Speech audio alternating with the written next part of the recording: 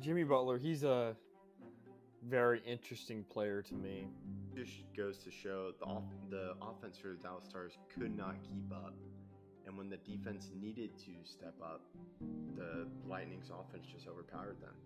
It makes it almost impossible for their bats to get going or have any confidence in the locker room when you're getting absolutely hosed on the defensive end.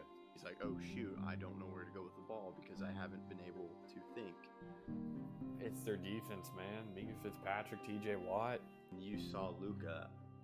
I'm very intrigued to see how Luka bounces back after his first playoff series. For next season, there are massive free agents like Giannis. And if Giannis goes to a team like the Heat, like I said before, I expect them to win the championship. 4 teams who could win the AFC in my mind, legitimately. Steelers, Chiefs, Titans, Ravens. Stay undefeated when they face the mighty Cowboys with Garrett Gilbert and Tony Pollard. It was a great series. Game 4 was one of the best games I've ever watched in my entire life. So happy when the Astros lost because it would definitely be a 2020 thing to have the Astros win a World Series and then you have to hear them. Now LeBron's a 4-time champion and Anthony Davis gets his first. It's unacceptable. Yeah, I was impressed by their game. Braden Point, Andre Palat, Nikita Kucherov, that was the best line in the playoffs, no doubt. I think you have 2 established number 1 wide receivers in Amari Cooper and Michael Gallup, and I think you have an emerging star in C.D. Lamb. Hey everyone, I'm Jared Sandler, and you're listening to Outsiders Opinions with Kevin and Austin. What's up, y'all? Welcome to our MLB playoff predictions episode. Let's just go over the points. Half a point for the number of games you get correct. The point for game doesn't count in the wild card because it's only 1 game, and that's pretty easy to guess. So, because it's absolute. Then you have 1 point for the winner of wild card, then 2 for the winner of the ALDS if you predict that correctly, then 3 for getting the MVP choice correct for ALCS, NLCS, or World Series. And you have 4 for the winner of the ALCS or NLCS, and then 5 for the World Series winner. So those are the points. Let's start with the AL, Austin. Yeah, so let's go with the wild card game. Obviously, we have to start with that first. I have the Yankees winning, and obviously 1 game. Again, that's not going to count because it's only 1 game, and you would get an extra half point for no reason. But yeah, I have the Yankees winning in what should be a very, very intense game. Yes, I agree. I have the Yankees winning as well. The Yankees have faced tougher opponents, and the Red Sox barely beating the Nationals is what scares me, and that's why I think the Yankees are they are heating up, and this is the right time to heat up. So I have them winning this game, and then of course they would face the Rays, as the Rays were the highest seed in the AL. So we'll go there, and then we'll go to the Astros versus White Sox. So who do you have winning the Yankees versus Rays? So I have the Yankees. It's going to be a very intense series, and many people are picking the Rays, but I feel like this Yankees team is special. And I've said this to many people now: the Yankees either lose in the wild card game or they win the championship. So that may be a hint of what I'm getting at, but we'll see. Interesting. I have the Rays. Oh, and you forgot to mention how many games. Oh, my bad. I have the Yankees winning obviously 3 because you have to win the series, and I have the Rays winning 1. Oh, wow. So 4 games. Yeah. Okay. That's so the Yankees obviously win at home. I think the Yankees will clinch at home instead of clinching in Tropicana Field, which would be a home game for the Yankees anyway, since the Rays have no fans. Yeah. So I have the AL DS going all the way, and the ALDS is 5 games, correct? So I have it going 5 games, and I have the Rays winning. I like the Rays. I think the main thing I have the problem with the Yankees is, you and I were talking about this in the wild card episode. It's homers or nothing much else in between. Like the Yankees can hit homers, and with the DJ LeMahieu being out, that takes a big part of your offense because, like, yes, he can hit homers, but he can hit elsewhere. I know Judge can, but part of your lineup is just homers or that's it. I really like the Rays pitching staff, even without Glasnow, and then they do have some good hitters, and they have a multifaceted lineup. or a multi-dimensional lineup. So that's why I have them going the full distance. I have them going the full distance in this series, as it's going to be tough, especially since they just played each other. But I think they will pull it out. So Rays in 5. Now we go to the White Sox versus Astros. Who do you think wins? I have the white. No, my bad. I have the Astros in 4. So they win 3-1. So Houston wins in Chicago. They win the series in Chicago. I really like Houston's pitching. I think it'll be good, and I don't really trust Craig Kimbrell right now, who's been pitching very, very poorly since he came to Chicago. White Sox, obviously, because he was in Chicago beforehand. But yeah, this White Sox team just has been on the wrong track. They had a very, very easy division and didn't only won 93 games, while the Yankees, Red Sox both had a very, very tough division, including the Rays also. I just feel like that division is much better than everybody else in the AL. Houston is a good team, but we'll see what happens. Yeah, Houston also. Well, the Mariners did scare them a little bit, but I have the White Sox winning in 4, so I have them winning at home. The Astros do have a good pitching staff, but the White Sox, I just love their pitching staff with Lynn. Oh my gosh, why am I forgetting? Rodon? Pardon? Rodon? Who'd you say? Rodon? Rondon, but the Rodon, main yeah. one. The main one? The main one's Lance pitcher. Lynn. Well, I said no, but who's the other one? I can't say his name. Rodon? I'm No, confused. who's the other one? Let me look this up. Dylan Cease? Who are we talking about? No, I'm thinking of. A starter? Yeah, it's a starter. It's not Lucas Giolito. Oh, he's probably their 3rd or 4th option. Okay. But I just really like that pitching staff. So I have them putting it over the top, as I think the Astros have kind of died down. And hopefully this ends their kind of reign of the AL West. Maybe someone else wins. Maybe it's the Mariners. We don't know. So I have the White Sox winning in 4. Now let's go to the ALCS, which would be, for me, is the Rays versus the White Sox. Who do you have in your ALCS? So mine's obviously Yankees versus Houston. This is the 3rd time. Obviously the first time the Astros cheated and the Yankees should have won. The second time the Astros won in 6. I won't say that they cheated because of the buzzer. It's not been proven, so I'll say the Astros won out right there. But I had the Yankees winning this one, getting revenge for 2017 and 2019. Mainly 2017 when the Yankees won all their home games and then only lost when the Astros were treating at home. But yeah, I have the Yankees winning 4-1, so they win at their home ballpark. Series, if you're confused in the MLB, go 2 at home, 3 on the road I'm talking about for the team that has the most wins. So 2 at home, 3 on the road, 2 at home. So the last 2 games of the series, you have a chance to clinch at home, but I don't think the Astros get there, and the Yankees win in the Yankee Stadium 4-1. Okay, I have the White Sox beating the Rays. I think the Rays, if Glasnow was pitching, I'd probably lean more to the Rays, even though they do still have a good pitching staff. Glasnow just puts it over the top. So I'm going White Sox, and it's Tony La Russa back in the playoffs. And of course, the last time he was in the playoffs, he won the World Series Against the Rangers. Yeah. Well, you didn't have to mention that. Could have just said, "Come on, man." I didn't mention when the Yankees what? lost. I did. Well, yeah, but like I didn't have to say who they lost to. I have did. to say that. It's okay. I'll let you. I'll let you pass. But if you make a Cardinals joke when we talk about the Cardinals and how they're paying me, then we may have to edit that out. Just not do that. So that's your warning.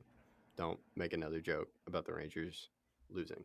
So I have the White Sox winning in 6 because I believe with La Russa doing well and just missing Glasnow for the Rays and then a good pitching staff for the White Sox, I think they will do really well. And Chicago will be pretty happy.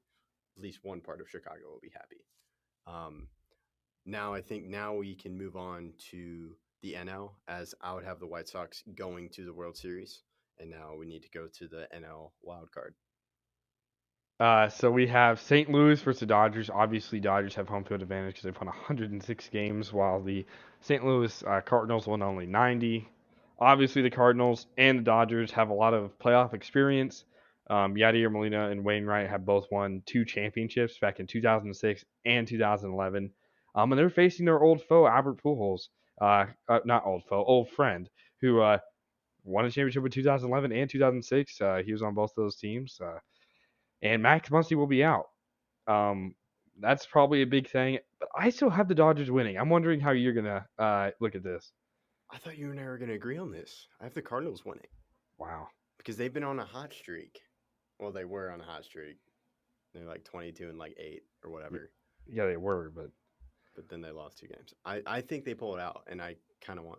in Dodger Stadium against Scherzer. Yes, I kind of think the Cardinals do it because they've been on a hot streak. Okay, we'll see. We'll see. We'll see. It's probably going to blow up in my face, but this gives me another reason. Oh to no, be my mad at bracket's the Cardinals. most blow up in my face I could ever get.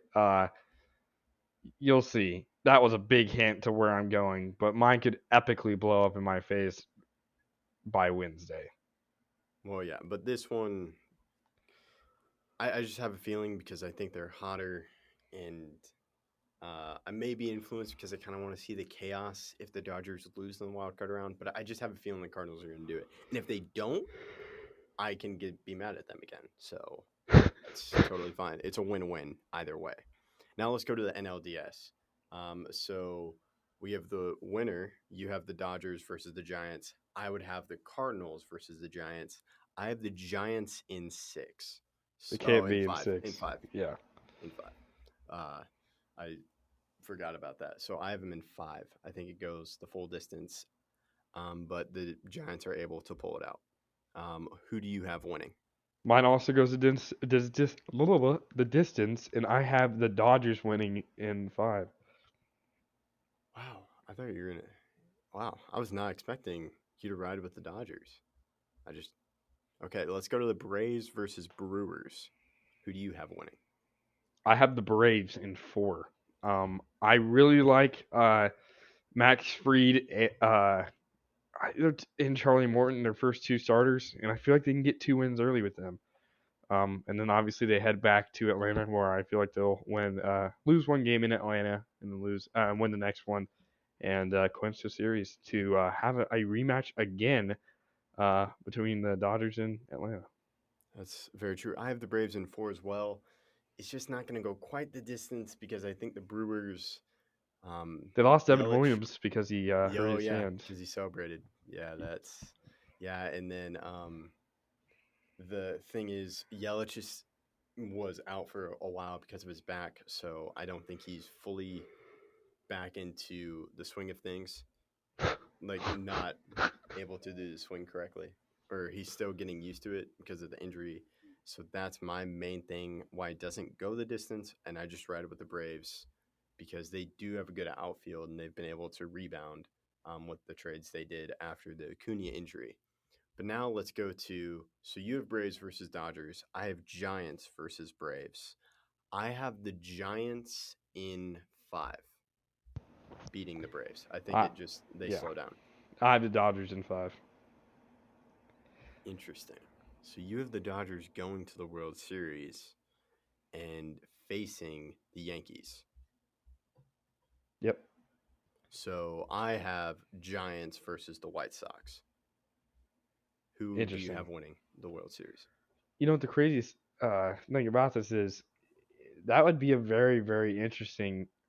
Who would have expected Giants and the White Sox before the year? Man, if you would have paid a lot of money to Vegas before the year saying Giants versus White Sox, oh, you would have made so much money. You would have made so much money.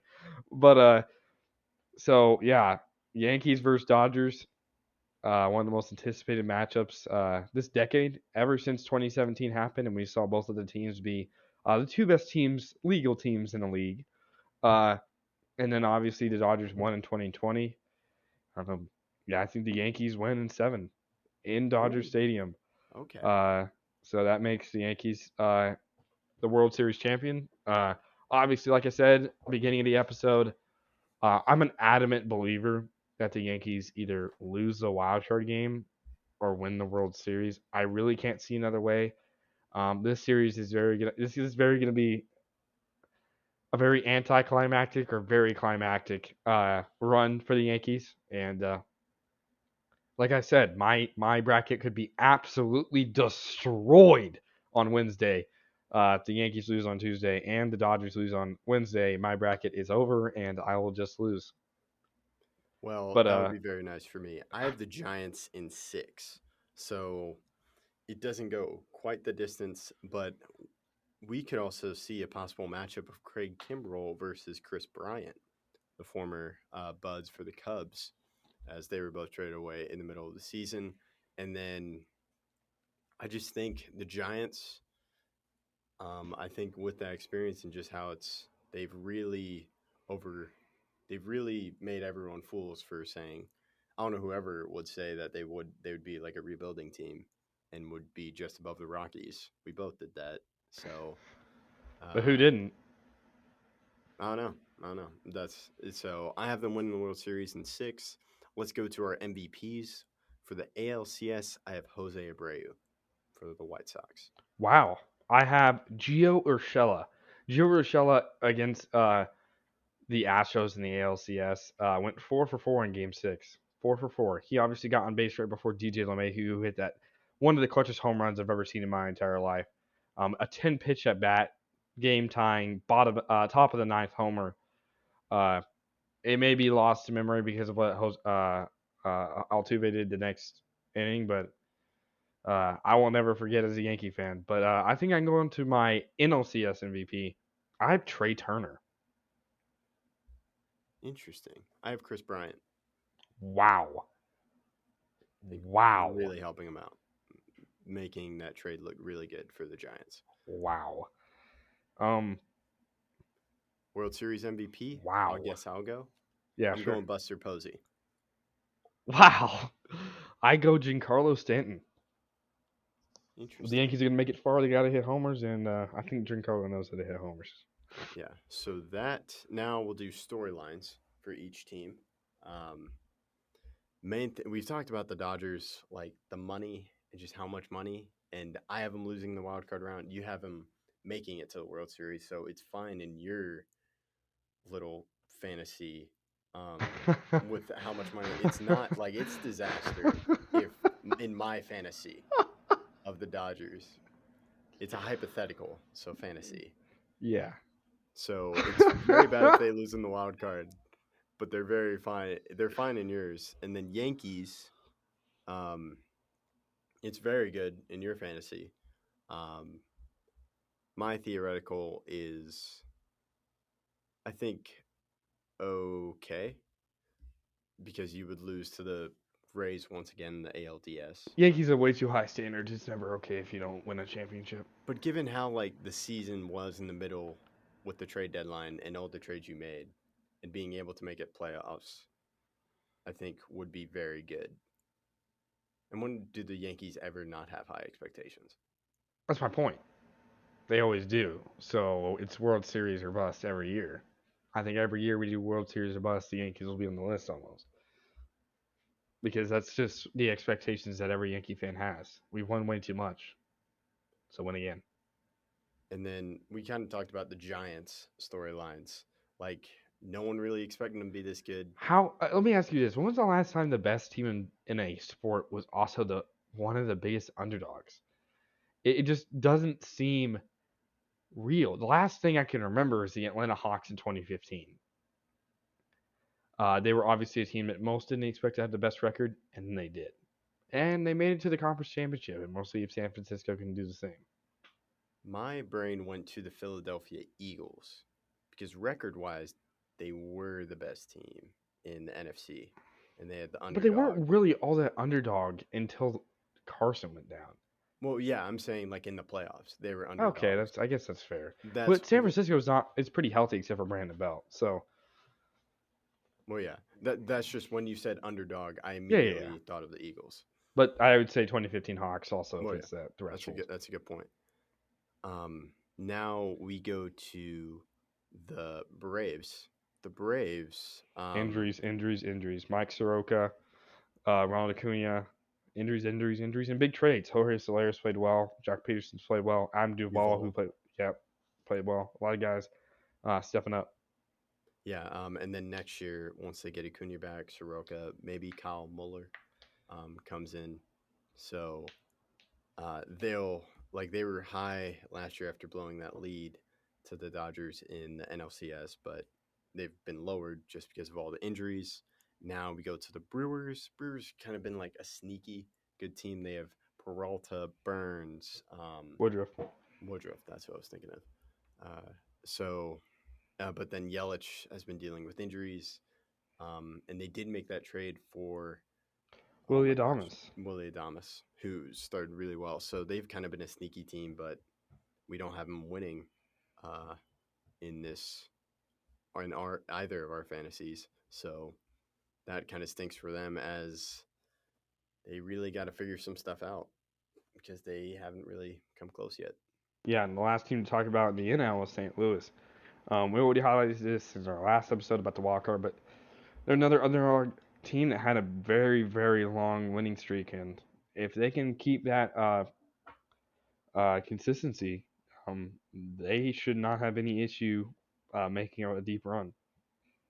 Yep, and I have them winning. You have them losing, so could be very good. Then White Sox, Tony La Russa, as I mentioned, the trade for Lance Lynn. Another huge one. Kimbrel. Yeah, it's their closers. Obviously, they have Kopech, Crochet. They have so much guys in their bullpen, and will they perform? Liam Hendricks obviously gave up a huge 3-run homer against the Yankees in the Field of Dreams game. It's going to be, can their bullpen do as advertised? This was the Yankees struggled with earlier, but can they do it? Now on to Houston. Can they win a championship legally? Can they? And that's really the biggest storyline with them, I would feel like. Do you agree? Yeah, I definitely feel. And you have some big free agents like Springer left. I think Correa leaves.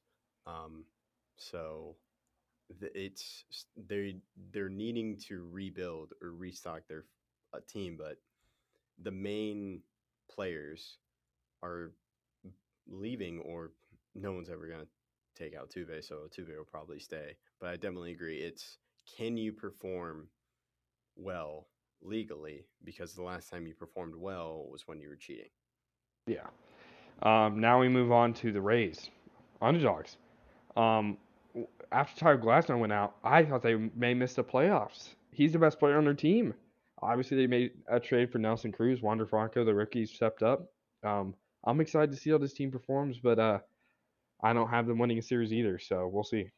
Yeah, and you mentioned Wander Franco. You got Shane Baz, and we were talking about this in the other episode.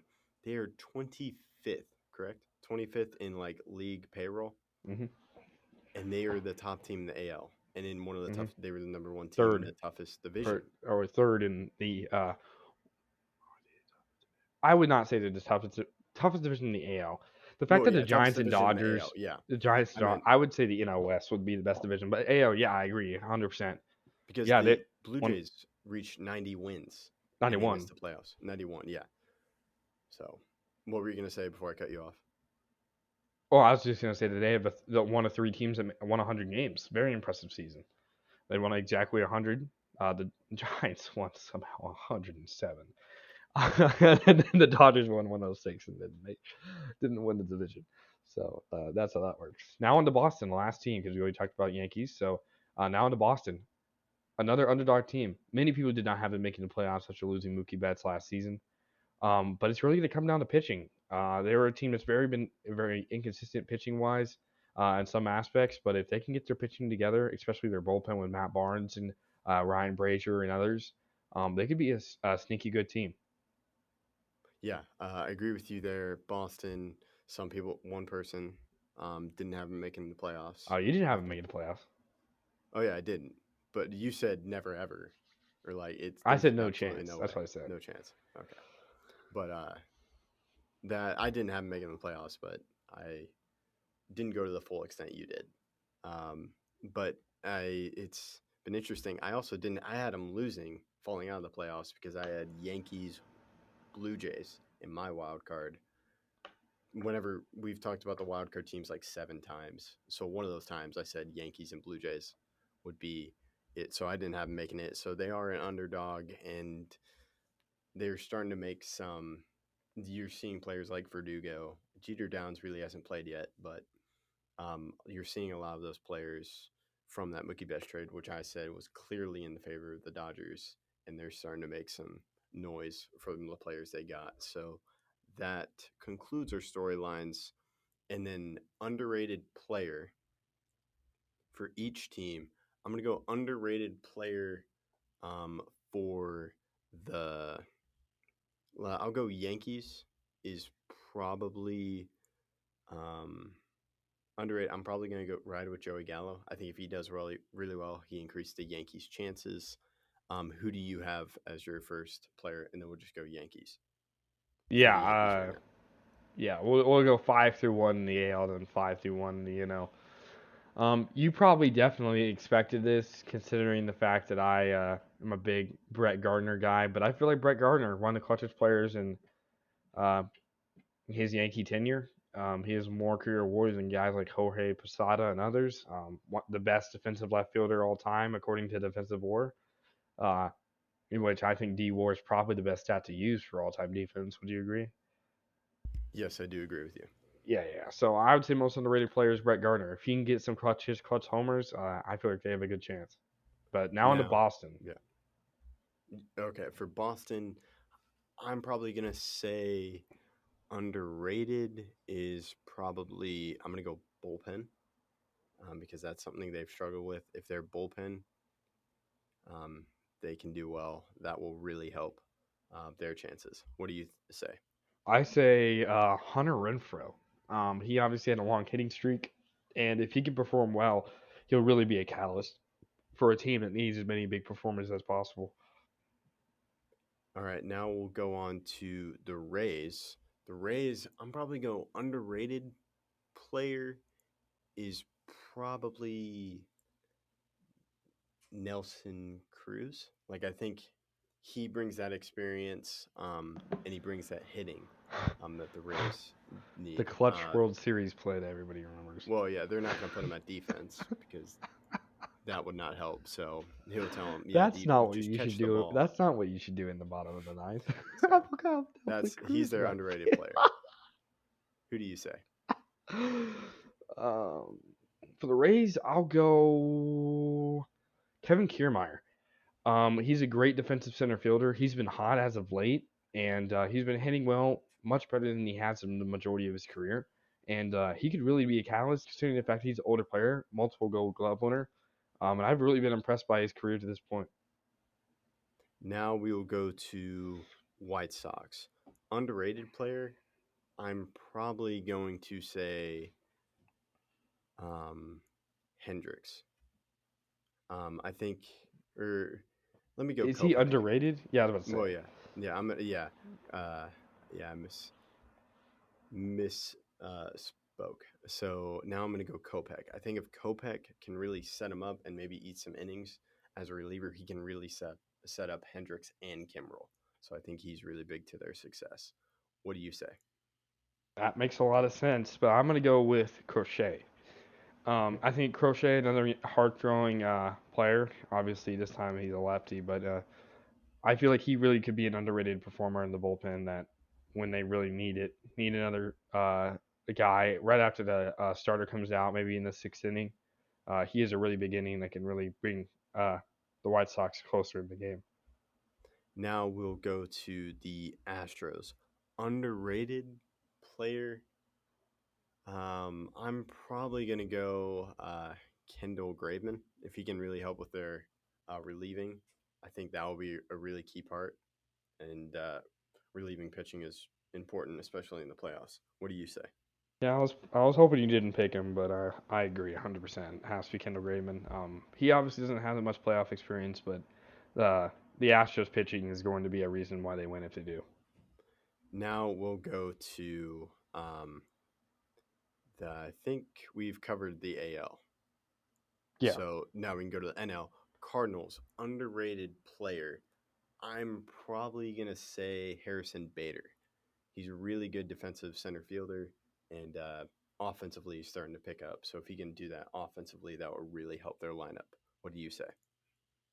I'll go Tyler O'Neill. He's just a underrated player in general. He obviously won a NL Player of the Week this week, and he's a rookie, so I feel like he could really be a big catalyst for this team, especially when they have a lot of veterans, but maybe a young gun steps up. Now we'll go with Dodgers underrated player. That's hard to choose. I'm probably going to say Justin Turner for underrated. I think if he can do well, he will really just add more to that already explosive lineup. Who do you say? I'm gonna go with Albert Pujols. I feel like the fact that he is gonna have to step in for Max Muncy, he may have a signature play or two that really could be a big moment for the Dodgers. All right, now we go to the Giants. So Giants underrated player. Um, Let me see if I can get his name right. It's well, I'm trying to think underrated. Um, for the Giants, I'm looking up his name right now. It is Kevin Gosman. He's done really well. I think he's my underrated player for the Giants. I'll go Lamont Wade Jr. He's had so many clutch hits for them, and there may be some more in his future if the Giants go on a run. Now we'll go to the Brewers. Underrated player. I'm probably going to go Willie Adames because he started hitting a lot of homers once he got traded there. So if he can keep up that pace, that will be good for the Brewers. I don't think he's all that underrated, but I'll go. My pick is Omar Narvaez. I think he's a very underrated catcher for this team, and I really feel like he's good at framing. He's good at a lot of things defensive wise, and if he gets hot hitting, he's an all around talent. All right, now we go to the Braves, and I'm going to go with their third baseman. Austin Riley. Austin Riley. He's done really well. He, I think, made 30 homers. I don't know if the whole infield made 30 homers because I don't think Albies got to 30 or Swanson. But Riley has done well defensively and offensively. I think he will really help the Braves. Who do you say? I will go with Jock Peterson. He's a guy who's been there, done that. He definitely has a long playoff success route. He obviously has been a big performer on most of the Dodgers teams that went really far, and I really think he could do the same for the Braves, even though he may not be considered to do so. All right, so that's our underrated players. Now let's go most important players. And then we will talk about some other teams.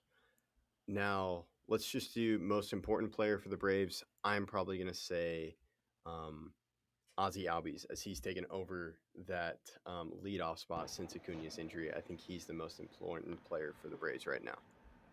I'm gonna go with Charlie Morton. I feel like if they could get a win out of him almost every time he pitches, that'll really be a key to their success.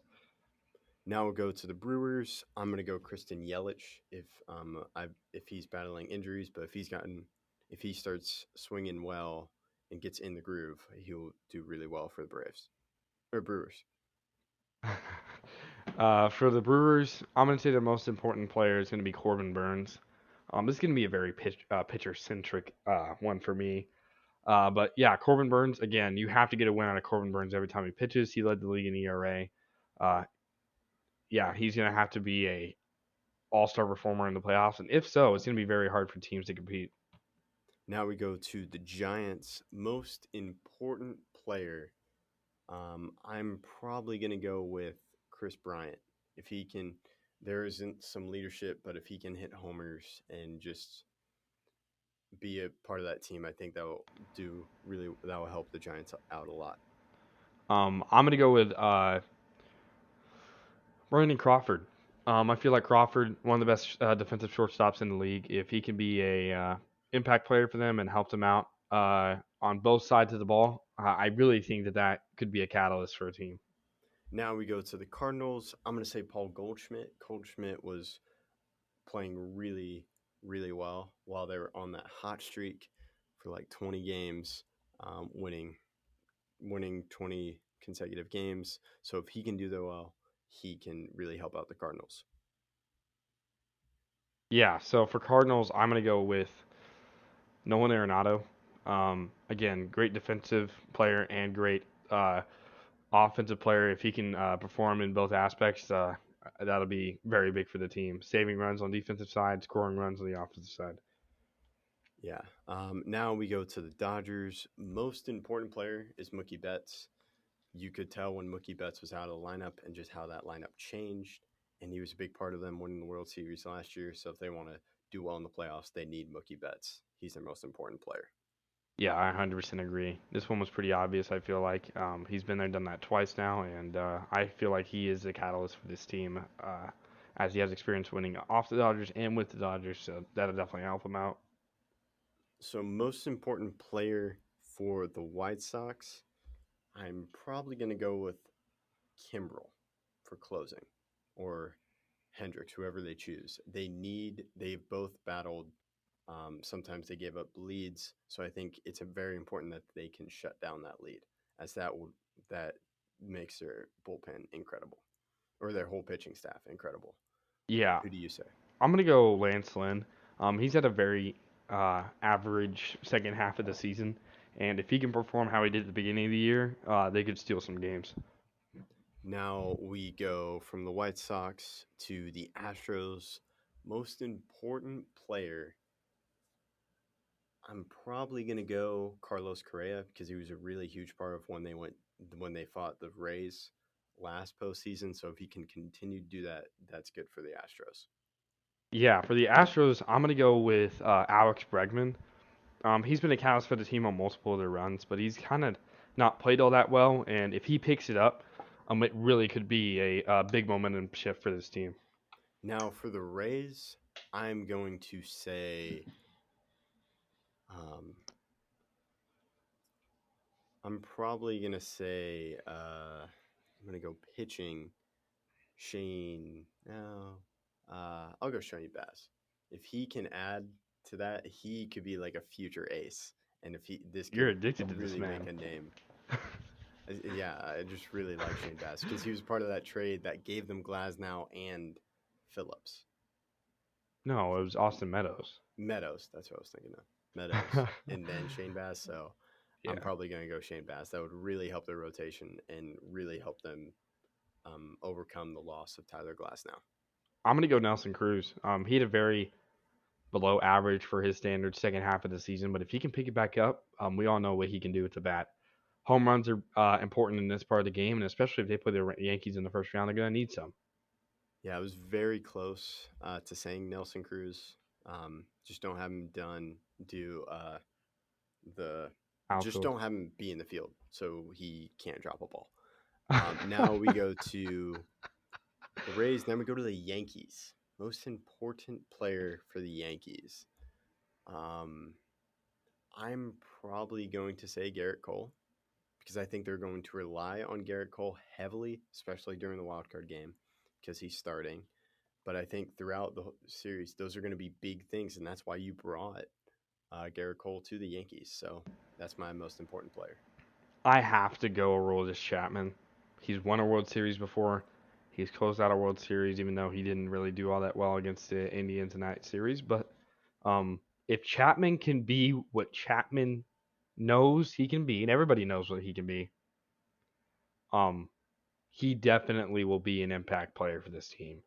And if he performs how we know, like he started off the season without an earned run for the first 12 appearances, if he does that in the playoffs, that could really be closing games is very important for any team. And if the Yankees can close out games, I feel like they'll make a long run like I predicted. Yeah, and now we go to the White Sox. Oh, No, Red Sox. Red Sox, yeah. I swapped colors there. So Red Sox, I am probably going to say most important player is I'm going to go Bogarts. I think if he can do well, if he does well defensively and offensively, that would really help out the Red Sox. Wow. I'm going to say Rafael Devers. I feel like Devers is obviously a big reason why they're here in the playoffs. If he doesn't hit either of those homers, they're not here. And currently they're playing the Blue Jays today in a tiebreaker game, but that's not happening because Devers exists, and he played very, very clutchly and very well in that game. And I feel like if he could continue that tear he's been on, he's going to be the most important player. Now we go to Dodgers, Giants, Cardinals, Astros, Red Sox, Yankees. They all have a player that has won a World Series with that team. Yankees, of course, I know I'm just going to beat you to it. It's Brett Gardner. Red Sox, Bogarts, Bogarts. Devers, JD Martinez, Matt Barnes, Chris Sale. Astros won a World Series, Altuve, Correa. Then Cardinals, you have Wainwright and Molina. Then Giants, you have Buster Posey. Crawford. And Crawford, yeah. And then Dodgers, most of that lineup, like Betts, Taylor. Seager. Yeah, Seager and Bueller and all that because they won last year. So they're Dodgers are important because they won last year and they've spent a lot of money. What do you have to say? Now, we mentioned these 6 teams. Do you think that gives each one of these teams an advantage because they have somebody to look up to who's done it before with the team? Like, they didn't come from somewhere else like Anthony Rizzo and they've won, but they did it somewhere else. But do you think it's an advantage to a team that not just has it someone who's won a championship, but has done it with that organization? Do you think that gives that team an advantage? I don't know. I think just having someone that's won the World Series gives them an advantage, but with the team, I don't know if that's more of an advantage. Just because maybe you could talk about how it's so great for this organization, but I don't know if that could inspire the players. But I think just looking at someone that has won a World Series, I think that is an advantage. So I would say no, because it's with that team. But if they just said if there's someone that has won a World Series, I would say yes. Makes sense. I think it matters just a little bit more than just winning a World Series, especially because the younger players will be motivated, especially if it's someone like Brett Gardner, Yadier Molina, Adam Wainwright, who's done it so long ago. Those guys know how it's supposed to be done, and obviously with Wainwright and Molina, they won it twice. Technically, Wainwright was out for that 2011 series, but he was still on the team. Uh, obviously, Brett Gardner was on the team that won in 2009. I think the players that won a long time ago, when it's only a few guys, I think it really does matter more because those guys you can look up to, hey, they've been here, they're veterans, they've done that. It's much different when it's a younger player for a team that has a lot of players who've already won a World Series because they won it recently, in my opinion. Okay. Yeah, it's solid. So that concludes our predictions video. We will definitely be paying attention to this, and we'll see how Tuesday goes for Often. And Wednesday, because both I have the Dodgers making yeah. the World Series and the Yankees making the World Series, so I could be in deep waters if this does not turn out the way I predicted. Well, yeah, we'll see. We'll see how it goes. Thank you for listening to Outsiders Opinions.